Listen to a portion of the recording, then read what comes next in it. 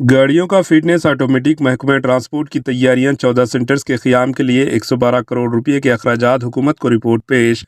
محکمہ ٹرانسپورٹ کی جانب سے 14 automatic fitness testing centre ATS قائم کیے جا رہے ہیں۔ فی الحال محکمہ ٹرانسپورٹ کے عہدیدار مینول طور پر معائنہ کرتے ہوئے فٹنس سرٹیفکیٹ جاری کر رہے ہیں۔ اس نظام میں شفافیت کا فقدان ہے۔ فٹنس سرٹیفکیٹ والی گاڑیاں بھی حادثے کا شکار ہو رہی ہے، جس کا جائزہ لینے کے بعد کانگریس حکومت نے ATS پر اپنی ساری توجہ مرکوز کر دی۔ ATS میں کاروں سے لے کر ہیوی وہیکل بھاری گاڑیوں کی ٹیسٹنگ کرنے کی سہولت دستیاب ہوگی۔ روزانہ تقریباً 40 گاڑیوں کی جانچ کی جا سکتی ہے۔ محکمہ ٹرانسپورٹ کے عہدیداروں نے مشترکہ 10 ڈسٹرکٹس میں 10 اور حیدرآباد میں 4 ATS سینٹرز قائم کرنے کی تجاویز تیار کی۔ ہر ایک سینٹر کے قیام پر 8 کروڑ کے حساب سے 14 سینٹرز پر 112 کروڑ روپے خرچ ہونے کا ابتدائی اسٹیمیشن تیار کیا گیا۔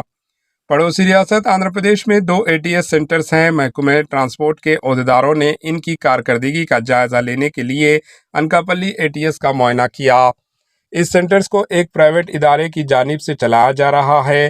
پرائیویٹ ادارے کے ساتھ حکومت کے معاہدے اور دیگر امور کا جائزہ لیا گیا، جس کی کانگریس حکومت کو بہت جلد رپورٹ پیش کی جائے گی۔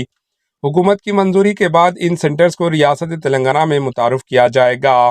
محکمہ ٹرانسپورٹ میں ایجنٹس کی اجراداری کسی سے ڈھکی چھپی نہیں ہے۔ گاڑیوں کے لائسنس سے لے کر گاڑیوں کی فٹنس تک کانگریس حکومت کی جانب سے سرکاری طور پر جو فیس مقرر کی گئی ہے، اس سے 4 تا 5 گنا زیادہ فیس وصول کرنے کی ایجنٹس پر الزامات عائد ہے۔ محکمہ ٹرانسپورٹ کے دفتر کے قریب ایجنٹس کے دکانات ہیں۔ ہب کے عہدیداروں سے تعلقات ہے۔ ان کے ذریعے داخل کی جانے والی درخواستوں پر فوری اثر کے ساتھ عمل ہو رہا ہے۔ Bureau report AHN news. AHN news کے YouTube چینل کو سبسکرائب کریں اور بیل آئیکن کو دبانا نہ بھولیں تاکہ آپ کو ہر نئی آنے والی ویڈیو کا نوٹیفیکیشن بر وقت مل سکے۔